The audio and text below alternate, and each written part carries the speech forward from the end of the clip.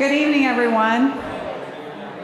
Good evening and welcome to the Menil Collection. My name is Mary Magsman. I'm the manager of public programs, and we're so happy to have you all here tonight for our artist talk with Francesca Fuchs.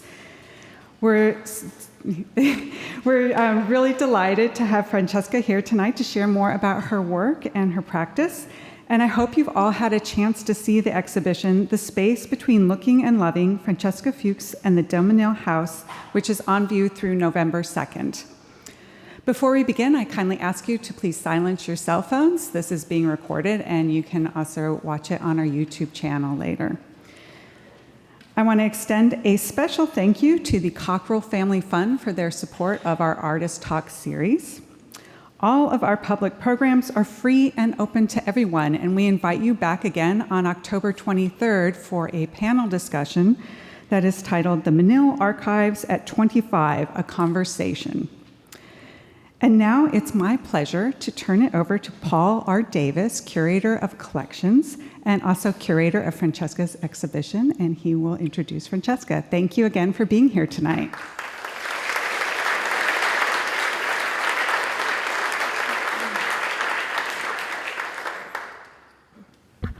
Thank you, Mary, and thank you, Tony, for all the prep work you did today setting up the stage. Welcome to the Menil. It is with immense pleasure that I introduce this evening's speaker, artist Francesca Fuchs. To reserve time for the program, I will keep my introductory remarks a little short, but 30 years in Houston.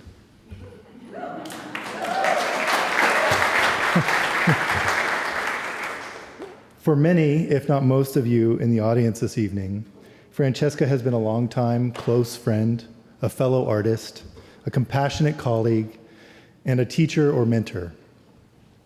From her beginnings in Houston as a core fellow in the mid-1990s to her first major solo museum project at the Contemporary Art Museum in Houston in 2007, to her career at the Glassell School of Art, and to today, Francesca has been constant and an artist advocate in the city and beyond. I came to know Francesca and her artwork more recently. Our conversations over the last few years on this exhibition project at the Menil have been enriching for me and so much fun. I mean, it's incredible. And it's been a memorable journey for both of us. The space between looking and loving has become an opening or an invitation. With her big smiles and an even bigger heart, Francesca entreats us to an empathetic, ever-expansive view of the everyday and studied reflections of its meditation and representation, or should I say, representation. So please welcome Francesca Fuchs.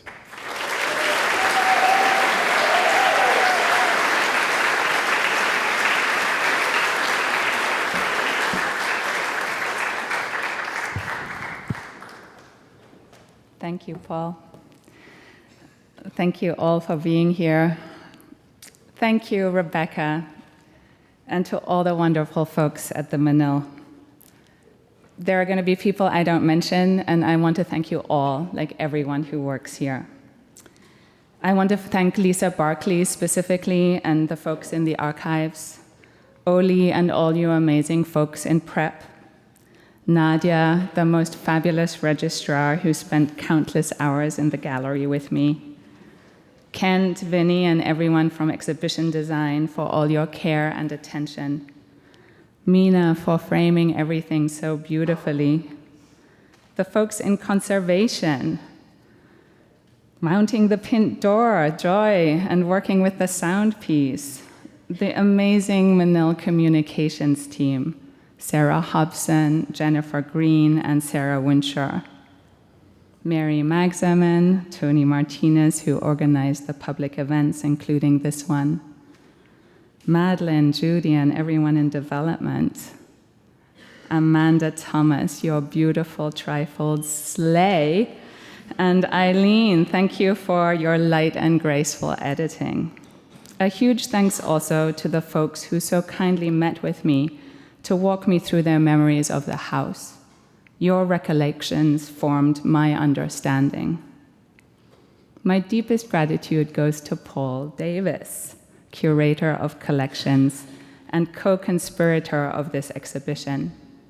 One of the joys of working together for now almost 3 years is that I have gained a deep friendship. Thank you, Paul, for all our conversations, the nerding out over objects and their meaning. It has been a deep joy and privilege to travel with your expertise as we built this exhibition together. I especially want to thank you for your trust and your generosity. I also want to thank people in this audience who helped me think through this exhibition in different ways. Adam Marney, Laura Augusta, Gillian Conrad, Anna Mayer, as also my gallerists and their respective teams, Carrie Inman and Tally Dunn. It's the proudest and most joyous moment of my career to date to have made this exhibition, the space between looking and loving, Francesca Fuchs and the Menil House, at the Menil Collection here in Houston, the city I live in. The Menil is my favorite museum in the world. It's a place where everyone brings such exquisite care to everything they do, a place that asks us to slow down and look, experience, and revel. Rather than thinking of this museum as a space of retreat, which it is also, I think of it as an example of how we might move in the world with love, care, and attention. In this exhibition, I invoke John and Dominique de Menil through the objects they live with, as well as my father, Werner Fuchs, and my mother, Caroline Fuchs. My mom couldn't be here in Houston for this talk. She is in London, sorry. But it's her birthday today. Happy birthday, Caroline. I want to think with all of you about this exhibition as an extension of my practice for 25 minutes before moving into a conversation with Paul as we talk more particularly about the space between looking and loving. I work in large gestures and small gestures. Some gestures happen over decades, some in an afternoon. There are times where I write as part of my practice. I sometimes write descriptions of my paintings in which I look at my looking. Can I move this slightly, Tony? Is that going to be bad if I push it back? Okay. Huh? I just sort of, to get at my computer, can I pull the computer forward? Yeah? Okay. No, I just want to be able to reach it. Okay. Thank you, sorry. So sometimes I write descriptions as part of my paintings in which I look at my looking. I'm going to read you the first description I wrote from 2021. The writing was published in a small publication as part of How a Rock is All About Surface, a solo exhibition at Inman Gallery in 2022. I'm going to move to an up-close image as I read. Snail ashtray shows a hand-built shallow coil pot with a clay snail sculpture in the middle of it. The snail ashtray is positioned almost in the center, but a little to the bottom and to the right, against a light neutral background that is slightly violet. The snail ashtray's exterior is glazed white, and where the glaze is thin, the clay ridges protrude in pinkish terracotta. The rim is glazed half white, half blue-green, and turquoise. The little curtains of blue turquoise glaze flow down the interior sides and pool at the bottom. The interior is aqua green and blue with a few dark spots. The ashtray itself is maybe 5 inches in diameter and fairly shallow. It is shown much larger in the painting. The rolled shell is attached to the rim on the right. It protrudes as a handle. The snail's body is attached to the bottom, its head raised in a squarish knob. The coil of the snail's shell is made of the same rolled and slightly flattened clay as its body.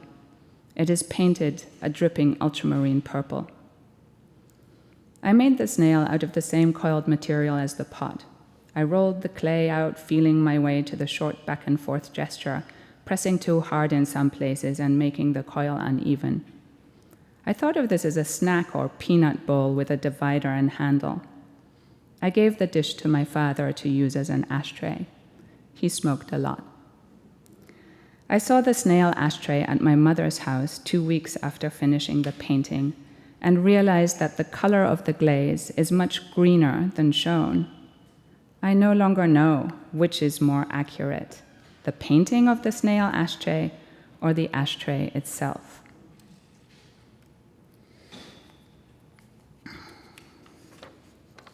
I paint my paintings trying to imbue them with a sense of direct touch, unfussy and particular, trying to capture each thing's essence, painting it so it reveals itself slowly. The depiction may seem straightforward, the colors elide and slip. I want our looking to slow down.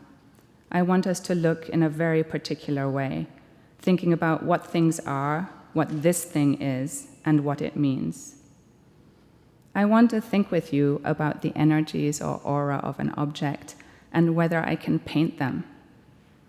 In his 1936 essay, The Work of Art in the Age of Mechanical Reproduction, Walter Benjamin wrote, "Even the most perfect reproduction of a work of art is lacking in one element, its presence in time and space, its unique existence at the place where it happens to be." He called that its aura. I will come back to that. The original sculpture of the snail ashtray was made around the same time as the ceramic owl in this exhibition.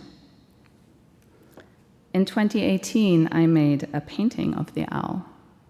My practice is circular and iterative.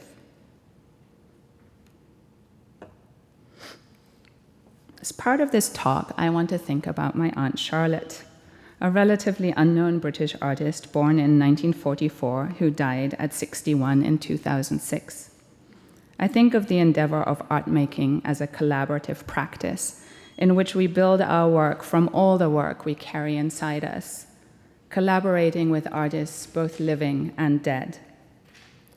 True bohemian, butterfly tattoo on her hand, my Aunt Charlotte made work, she wrote, and she lived her life with her chosen families. Please take note, living differently offers others possibility. Her life opened possibility to mine. And like many in my family, she lived with objects also.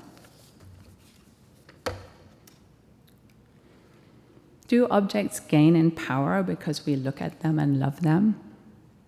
I think about this looking at this painting by Maurice Chakas, also known as Charlie Chakas, an artist I deeply revere. This painting used to hang in my Aunt Charlotte's home in London, and now hangs in my home in Houston. How much do I love it because it holds Charlie in it? How much do I love the painting because I know that Charlotte looked at it and loved it before me, loving it twice? And has our accumulated looking and loving imbued the painting with more power? I read with Pico Ayer in The Half-Known Life in Search of Paradise about sites that accumulate power, like Varanasi, places of worship or pilgrimage. I believe objects can be places of worship or pilgrimage also, literally and figuratively. To quote Benjamin again from Unpacking My Library, "A collector as he ought to be, ownership is the most intimate relationship that one can have to objects. Not that they come alive in him, it is he who lives in them. The things I live with hold me." Here we see Charlie's painting next to a framed print by my Aunt Charlotte. As I said before, my practice is iterative. I paint the things I live with and love. In remaking, I think of myself as a translator, blurring the conceptual edges of the originals, not so much interested in likeness, but in repainting in my hand. Heidegger writes in his essay lecture, Das Ding, the thing, where he analyzes the nature of a jug. We sought the essence of nearness and found the essence of the jug as a thing. But in this finding, we also perceive the essence of nearness. The thing things, sometimes translated as the thing is thinging. Das Ding dinkt in German. I read Heidegger's playful language like Gertrude Stein's tender buttons, intuiting understanding through a wider connection of words.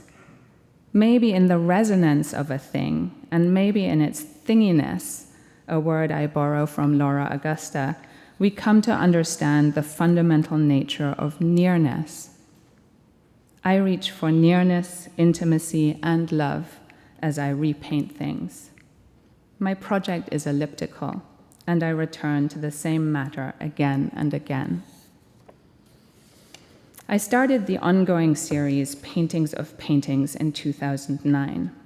This is a painting of Charlotte's print from 2011.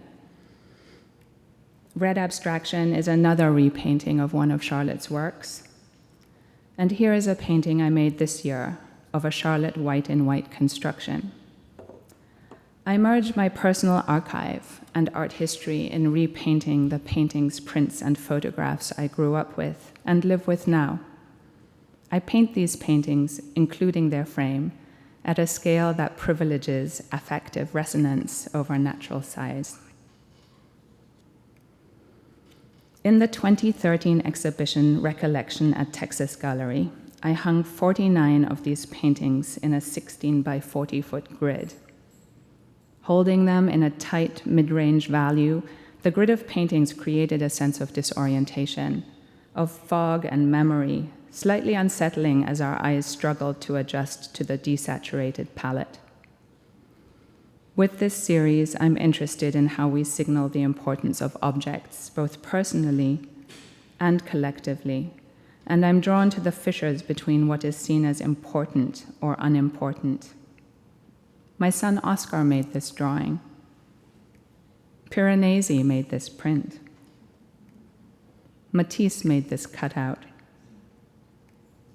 A child, maybe a grandchild, made this colored drawing on folded paper, which is attached to Dominique de Menil's pin door. In repainting, much is equalized. I try to upend hierarchies from within the intimacy of domestic space.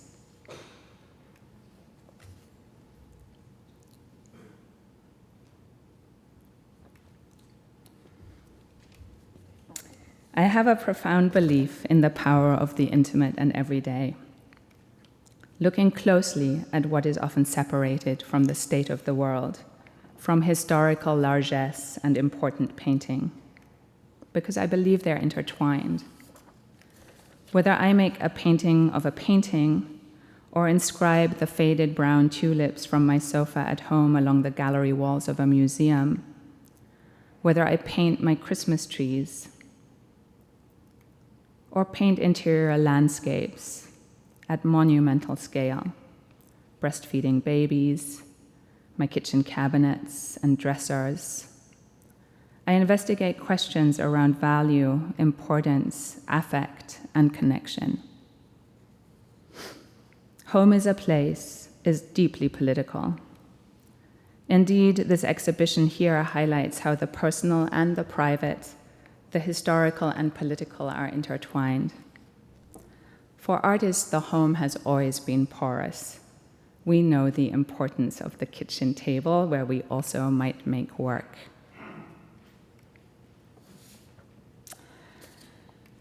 I paint the frames of things. I paint their shadow.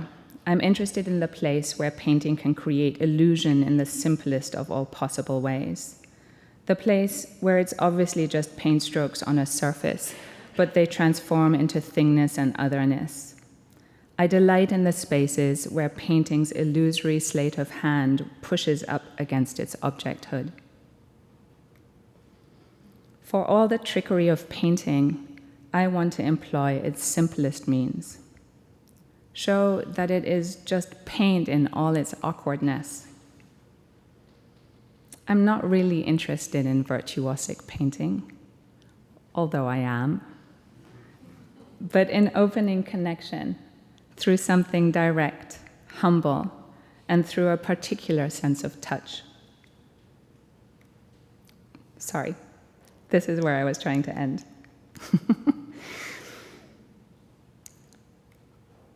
North exterior wall was a wall painting made for Lawndale Art Centre's north-facing wall in 2017, up through 2019.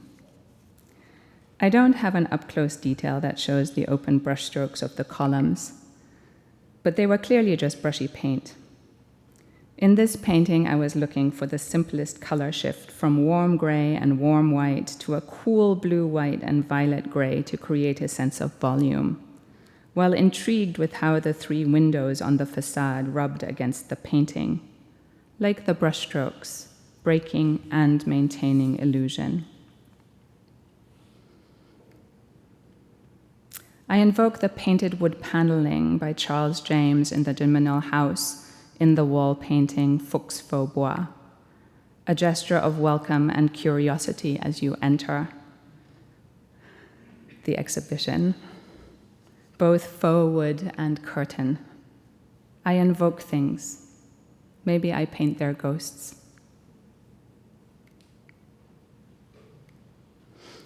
I want to come back to Yellow Blur for a minute. It is from 2020, now destroyed, as it was deeply influential on my practice.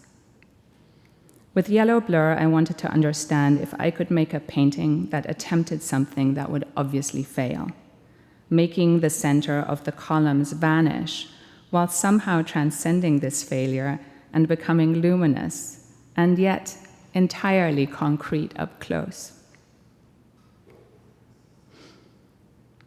The blurring was a revelation. It felt like something that was both happening and not happening at the same time, that held bluntness and complexity, awkwardness and presence.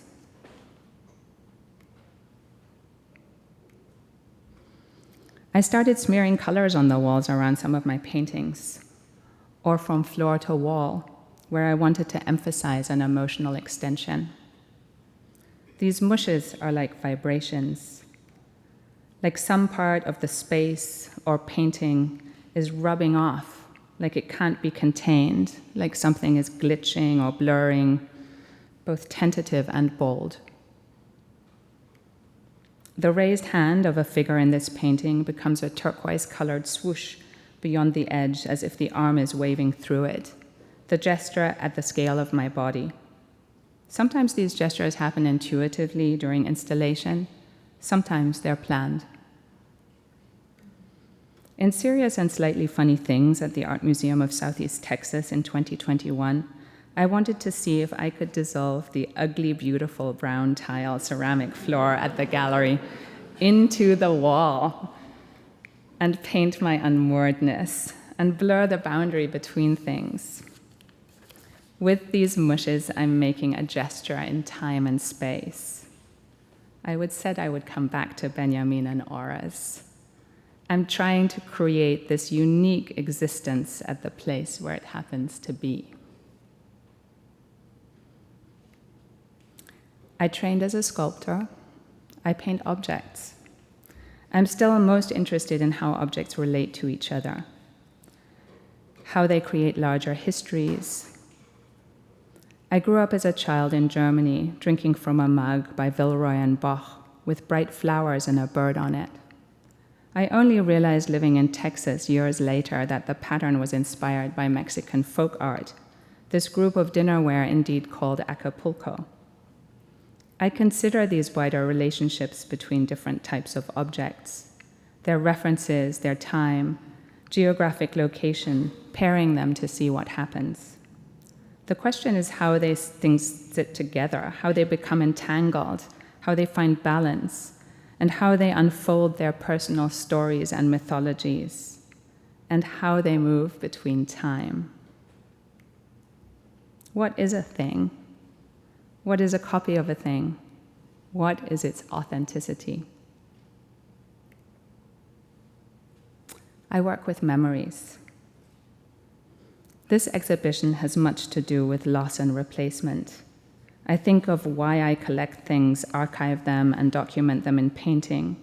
There is the Painting of Painting project, the Dead Dad desk paintings, where I made paintings of the objects on my father's desk, slated for the thrift store, the inventory of Christmas trees, a group of sculptures of the mugs and vases I use daily, fired in clay and painted in thick, brushy oil paint, part painting, part sculpture.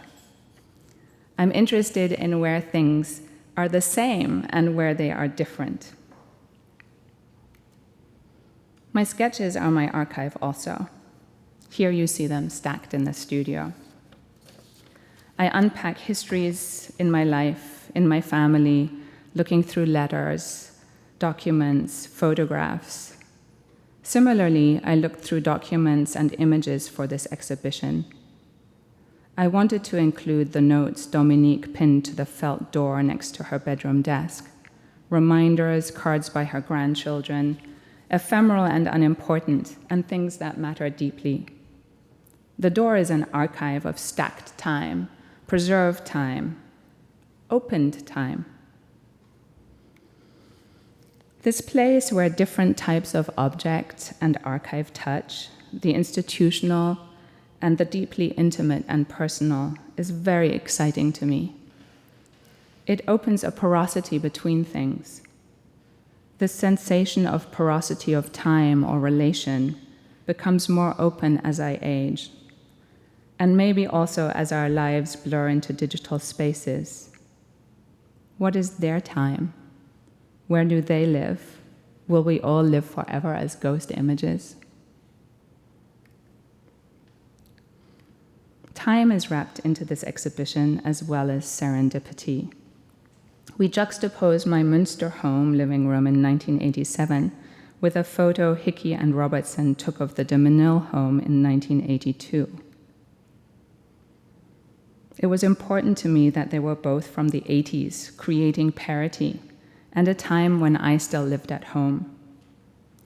Hickey and Robertson were also the photographers who made the original black and white photos of the torso I found in my father's effect in Oxford, the seed for the entire show.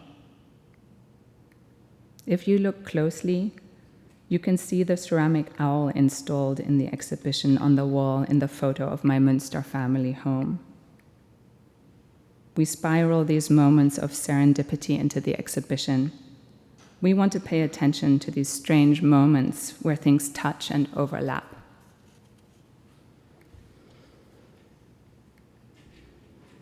Sometimes I feel as if time does not exist. Here is a photo Paul took of Elsie Cousins sitting on the green settee at the Menil House with me. We had just discovered that she had typed the letter to my father in 1970. Her initials on the bottom. I wanted to hold her hand, to touch her, and make a physical connection across 55 years. Visiting the Menil House for the first time in 2022 with Paul, it struck me how much the museum echoes its relationships. The dark floors, the extensions between exterior and interior, even down to the echoes of furniture. A heptagonal ottoman in the living room was remade for the entry of the museum as a gesture of welcome. I wanted to end on the recorded conversation with my mom from May 2024 that is in this exhibition. It's a conversation about the lost koala bear, a sculpture, it's not a Pikachu, a sculpture I made as a child around 1971, and my attempt to remake it for her in 2017 after it was accidentally dissolved in hot water. In the end, I decided that the conversation needs the intimacy of listening one-on-one. So I will end here with an image of the original koala bear from 1971. Objects hold us.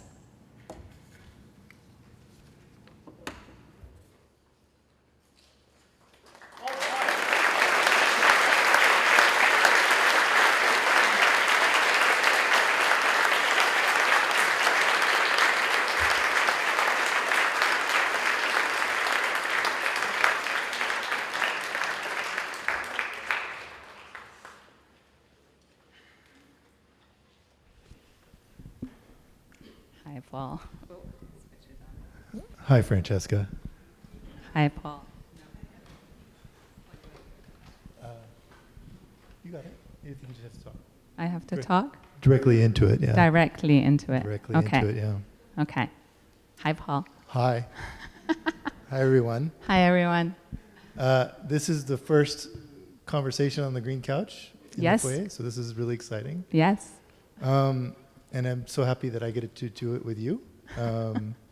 And I mean, that was just an exceptional talk. I think everyone is floored and really thinking about objects and the layers and layers and layers of accumulated memories that they possess. So I thought maybe we could just start there with the idea of these intersections of objects, places, memories, time in the exhibition, and the way you and I sort of worked through that in the exhibition. Yeah, I mean, that was super deeply exciting to be able to think about objects beyond the objects I have easy access to. And really kind of, I mean, look, we're looking at Andy Warhol's icebox, but really raid the icebox, right? And kind of think about, here's this whole fabulous collection, but we're being very specific about objects we're looking for that really were the objects that, at the end of the day, I think that the Menils loved because they seemed to stay in the house over the amount of time that we could see photos of the house. So they'd disappear, they'd come back again. And so that's what I was looking for when I was looking through all the archive photos. I felt like a detective, just kind of going, where does an image repeat? Oh, I've seen this before. Where is it now? And I was especially looking for spaces that I think of personal spaces, bedrooms, corridors, you know, of course also the living room, but The more private spaces, where people weren't.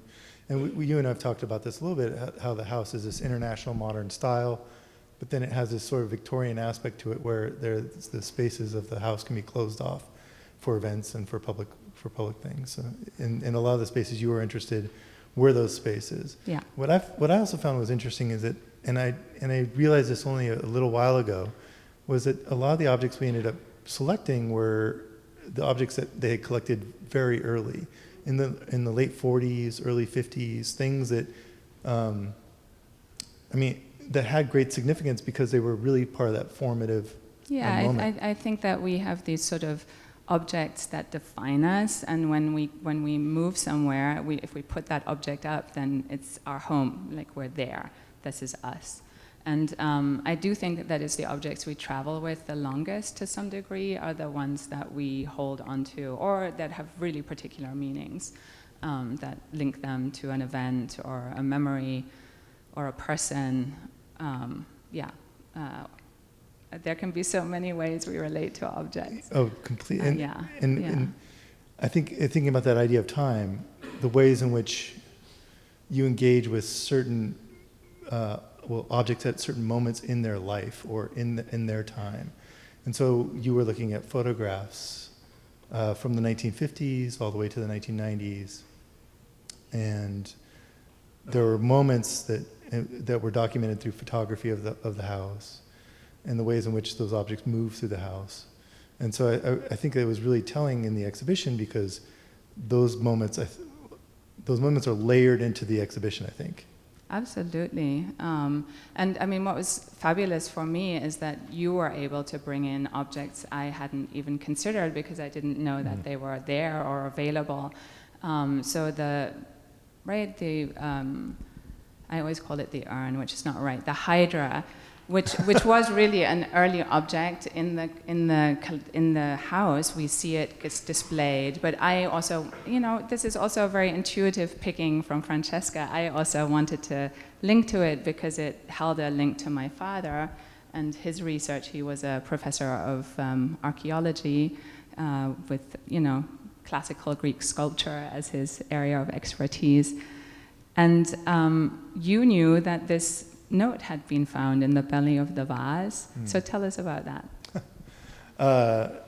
A few years ago, I think it was 2016, we were working on a project for the museum, And we found this note that was from the Hugo Gallery, which is the gallery that Alexander Iolis was part of. And Alexander Iolis was a very important dealer for the de Menils. So we found this note in all the dust in this hydra. And we opened it up, and we found that it had been painted with this, I don't know, it was definitely brushstrokes. Yes. It's definitely brushstrokes. Yeah. And there's a phrase on it, it says, entre toi et moi, I can't remember Le temps d'amour. Ouais, le temps d'amour, les grands murets de Chine. C'est une jolie pièce d'architecture, quoi, je pense. Yeah. And so... You all got that, right? And basically, between you and me in the time of love, the Great Wall of China is a lovely piece of architecture. And so that was a serendipitous moment. Yes. It completely was, because Yes. the title, the space between looking and loving, and these moments of betweenness Yes. that happen in the exhibition, where you move between, or you move from one sort of emotional state to another, or one set of consciousness to another, is really powerful, I think. Yeah. And we were both very conscious of building these echoes throughout the exhibition, and wanting to repeat things that maybe you would then catch on the second looking. You'd go, oh, maybe I need to go back and look again. So, right, Like the fleur coquillage. The fleur coquillage. You were very adamant about that. How was I adamant about it? In a very important way. I think you wanted people to be able to see at least two of the three simultaneously, so that there was a sort of a triangulation, as you called it, between these objects, and between your two paintings that incorporate the painting by Max Ernst, Fleur Coquillage. And then the actual Fleur Coquillage. And the actual one. Which is a painting I love deeply. The Menil, I arrived here in 1996, and the Menil didn't change. I want to say for the first 4 or 5 years that I was here, it was like walking into my living room, like paintings stayed in location, and so you'd visit them. The Fleur Coquillage is one of those paintings that, I love. It has all the things I love about painting in it. Well, it makes sense because, it makes sense not just because it's a beautiful painting and it's an important painting for the museum's collection, but it also is sort of this juxtaposition of things, and very much in the manner of I think the way you think about objects. So it's this flowers and shells. It's soft and it's hard, and it has these sort of different ways of communicating these significances through the painting. Yeah, I guess it's two things at once, which I'm always interested in, right, how we can hold more than one thing at the same time. Well, it's like the yellow blur that you were talking about, where it's this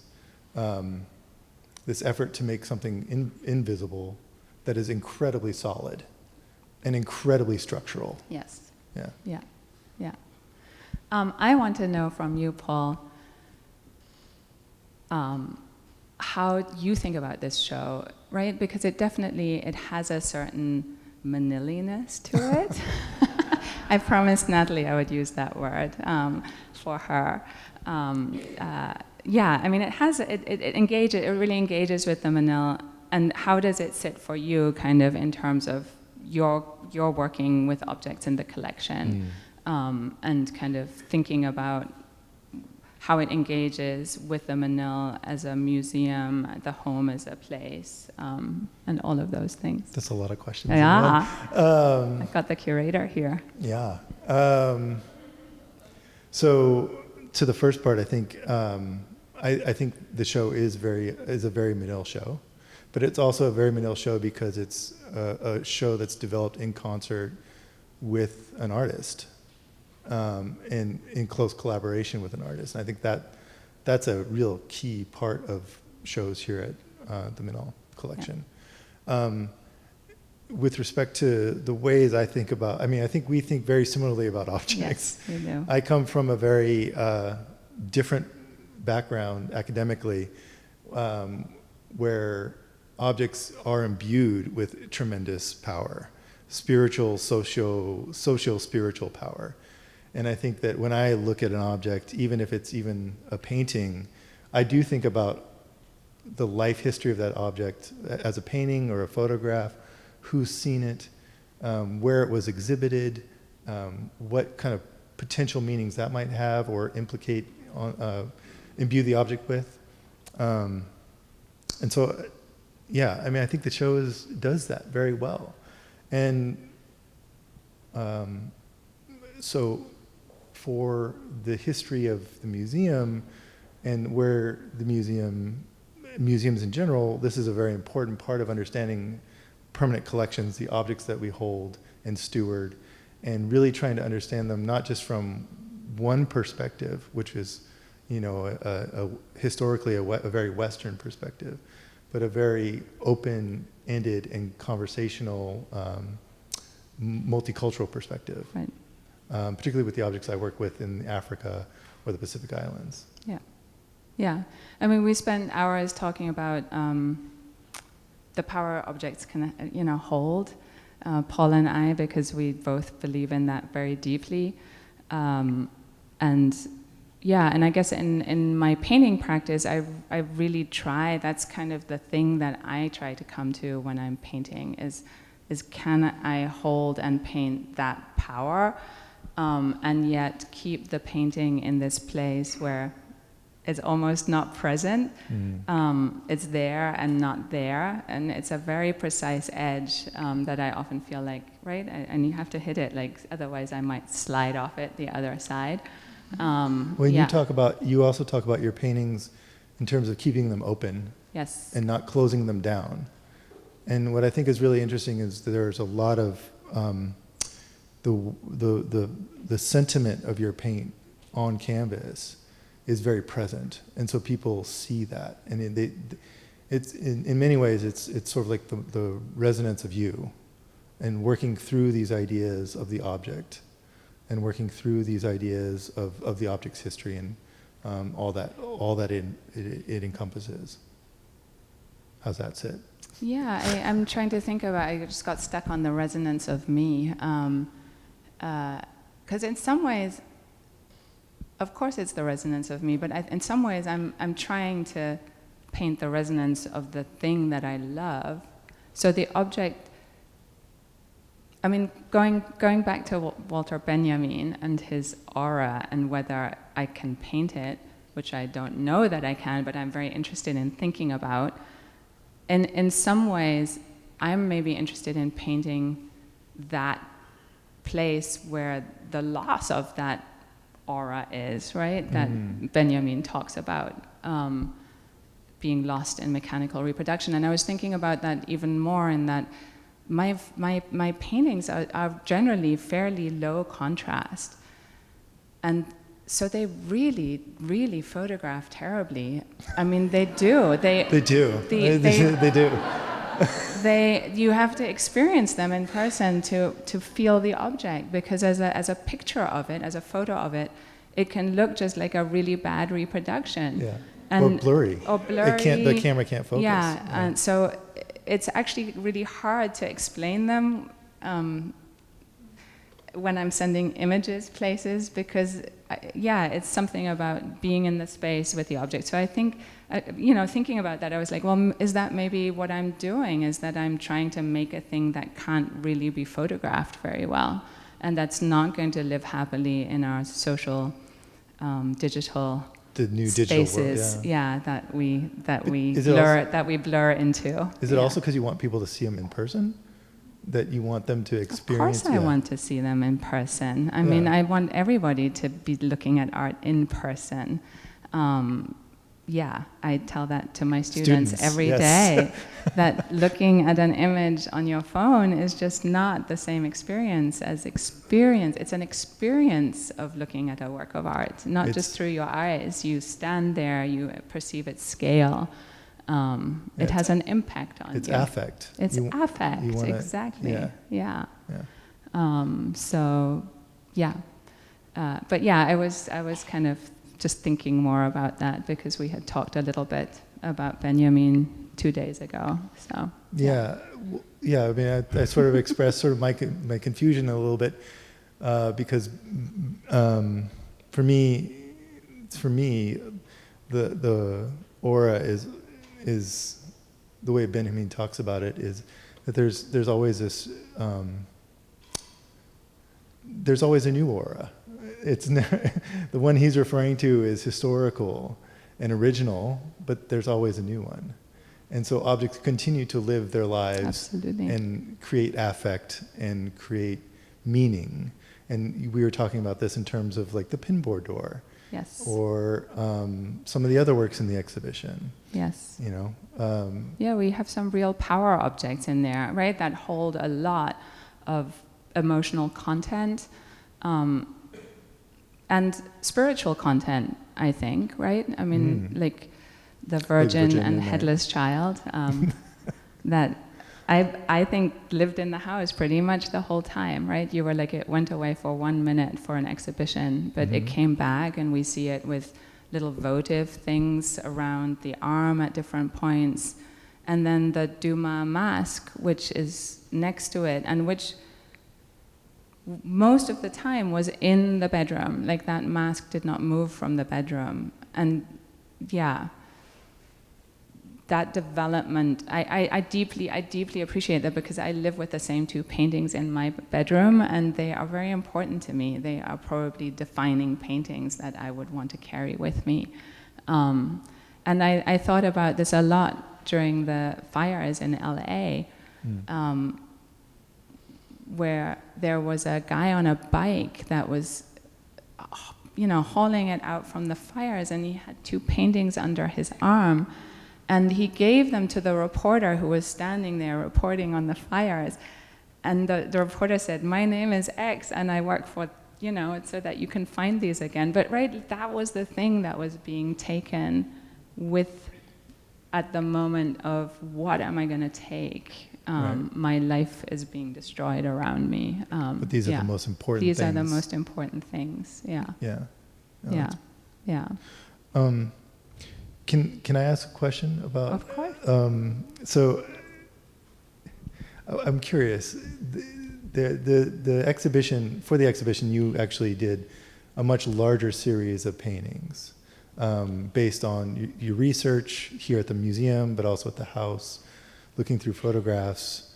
And I'm curious. Were there objects, or were there photographs of objects that resisted sort of the painting process, that just sort of refused or were stubborn? They're always stubborn. I think that mostly things are stubborn, right? Yeah.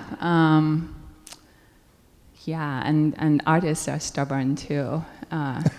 So we stubborn our way through them. No, I mean, did anything really resist that? I don't think so, because I really was trying to pick up things that have meaning to me, or stories that I couldn't unfold or fold myself into and feel, because this is not quite the first time that I've painted objects that I don't live with. I did that at the Old Jail Art Center Museum, where I also worked a little bit within their collection, focusing on the Texas modernist women artists that were not being seen in this collection that was founded by the male modernists that also are not very seen. But yeah, so it was kind of interesting. But so I had realized that I can paint an object that I haven't lived with and loved myself. But I really was looking for the connection, well, in Fleur Coquillage, of my love, but also really kind of trying to paint almost my love, knowing my love through the eyes of John and Dominique, and what they maybe loved. Mm-hmm. I don't know whether that answers your question. Were any of those stubborn? Certain things are stubborn and you forget about it. It's like having children. You forget the bad parts. I'm looking at my child right here. visiting from New York. Yeah. So, and my sister visiting from London. So, yeah. Well, I'm glad that they, yeah. I think everybody would love to know a little bit more about future projects and like where this is taking you. I mean, we have for everyone here, we have a panel conversation on November 6th where we'll be discussing and sitting on this very lovely settee again with some amazing guests, including Laura August, who's in the audience. But what are some of your upcoming projects or well, I'm things? super excited. I've been invited to be a resident at the GAR, which is the Galveston Artist Residency, and so I'm actually really looking forward to just playing and seeing what happens in the studio. And part project somewhere is my Aunt Charlotte. I'm thinking about her a lot, and kind of building paintings more particularly around her work, as I also think about what it means to be, right, a woman artist in the world, and also maybe an artist. I mean, I know I'm sitting here on the Menil stage, but as an artist who doesn't necessarily get the accolades. Even when you do, like now, you know that there'll be moments again when you don't, right? As an artist, you have to just believe in doing the thing that you're doing. It's not related to what happens outside of that. So kind of thinking around this place where she just kept making her work, and she wrote. Yeah, so that's very interesting to me. So I'm kind of building around there. And this is what I'm slow and I'm really iterative, so I come back to things. So, I mean, Charlotte's been there.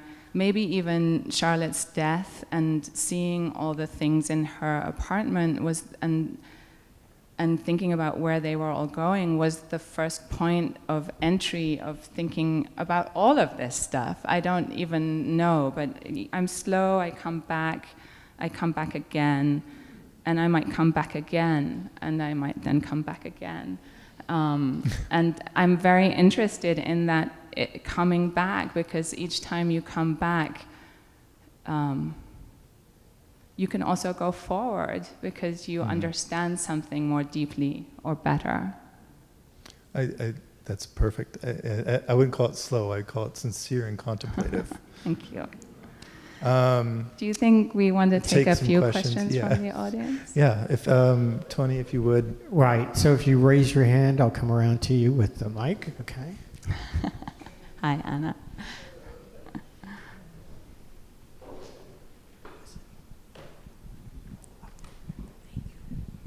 Thank you for sharing the space between looking and loving.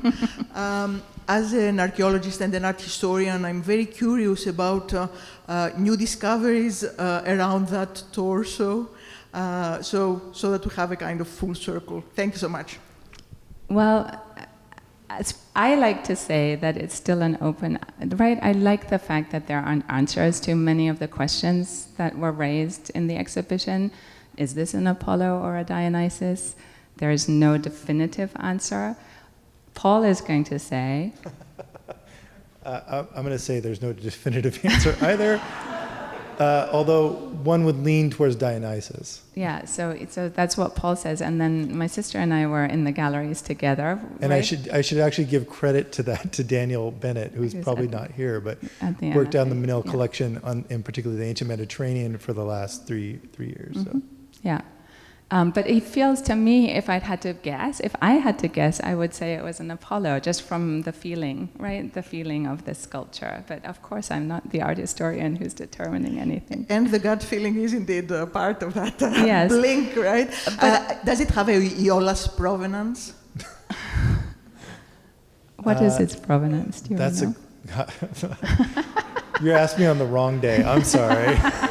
I'm all about Francesca right now. Yes, but I actually love that there's this binary, right, that's held together in that I love the fact that I can say still that we don't know, because this idea that we have to divide something into these two different ways of being, I want to hold them in the same place.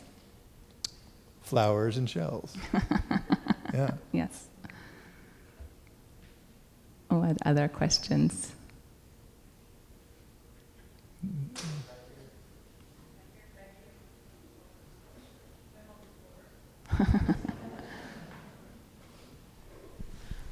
Thank you so much. I'm curious about how you think about possession and possessing objects, and also gifts of objects too. Yes. That's so interesting because, yes, objects travel, right? I own what I own right now. When I die, they will go somewhere else. So we're constantly passing things from one person to another person. I do think of all objects as gifts somewhere. Whoever made the original object was putting their energies into it, and then we get to look at it with our energies and continue. And then in terms of this exhibition, I really like the moment that the red Matisse, which then disappeared, so this mystery of, what happened to the red Matisse? It was truly, the loss of it was a gift to one of the children for their wedding. So, right, it's like this holding something and being able to give it. And something that will come up in the panel discussion around the house, which I think that the de Menils were deeply generous, and this collection is deeply generous in that it is open to the public, it's always been free. But a thing that in the research I was just like, oh my gosh, so they made a show for children, right? What was it called? Sorry, I'm going to put you on the spot. It was at Rice University It was at Rice University before the Menil Collection Museum was built. It was a show for children. And in that show, they had a space that was a maker space for the kids. This is kind of in the 70s. Mm-hmm. And in that space, we see the green Matisse in its frame. And this is before the copy was made. So the green Matisse would actually have been hanging in this space where the kids are making their work. That is deeply generous.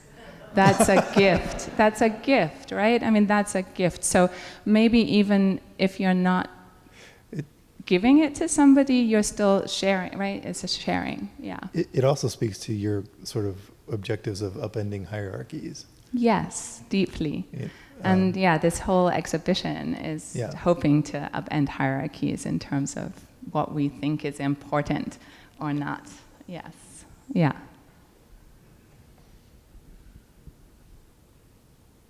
One more question? Yes? Sandra. See, I know almost everybody here. Thank you both so much. I remember talking with you both during the press preview of this exhibition and just thinking how tickled I was by I think it's just such an exceptional way to kind of collapse time between you, Francesca, and the Menils and your father, and the way the collection kind of keeps giving and returns, right, always to the present. I don't know if maybe you guys could speak about the monk's cloth, which I just absolutely loved, and the domestic scale, and like how you brought in the house in these material ways, like both the painted wood wall, but I just love that one wall where you kind of, I don't know how you would want to describe it, but the felt wall? The felt wall, yeah. Is it not monk's cloth? I thought it was. I'm glad you brought that up, Sandra. Okay, because you haven't talked about it yet, Yes. and it was so tangible and so material about the way you've been talking about objects and places and spaces that I would love to hear you talk about that. Yeah, so I feel like, I mean, we both were just like, oh, wouldn't it be cool if we put felt on a wall, right? Because in the house, there are felt moments and velour moments that are sometimes deeply colorful. These are Charles James touches, and sometimes quite neutral. So there's this very kind of unseen felt that you have to almost look at to go, oh, that's felt, rather than just a wall color. There's like deep greens, and then the deep reds, the Yeah. Yeah. And then there's like that one moment where you go from the living room into the John de Menil's office, and there's this white billiard felt on the wall, and you're just, oh wait, there's felt there. Yeah. And it changes. I'm going to say it changes the sound quality. It gives a warmth. Yeah, and so we were just like, oh, wouldn't it be cool if we put felt on the wall? And I never imagined that would actually happen. And so Paul was like, yes, we are going to put felt on the wall. So yeah, that was super cool. And I love that it's kind of invisible, visible. So it plays with a lot of the ways that the show plays. And the beauty is also that that's where you pick up the hearing to listen to the koala bear. So if you're going to notice, you notice as you're picking up the earphone, which is also beautiful. Thanks, Ken. Yes, exactly. Yeah. Right? I mean, it's a beautiful object. It's like the cans that we used to think about telephone, which is also kind of a way of thinking, how do you connect to things that don't exist anymore? Yeah. Yeah, and it connects very lovely to the pinboard felt and just unifies all those objects on that wall. Yeah, so the pinboard is right there so that we get this felt echoing. Yeah. Yeah. Yeah. Thanks for the question. Thank you, Sandra. Well, if there aren't any more questions, I'd just like to say thank you again, Francesca, for this amazing journey, and we still have some to go. And it's been just an incredible honor to share this time with you. No, same. Thank you all. Yeah.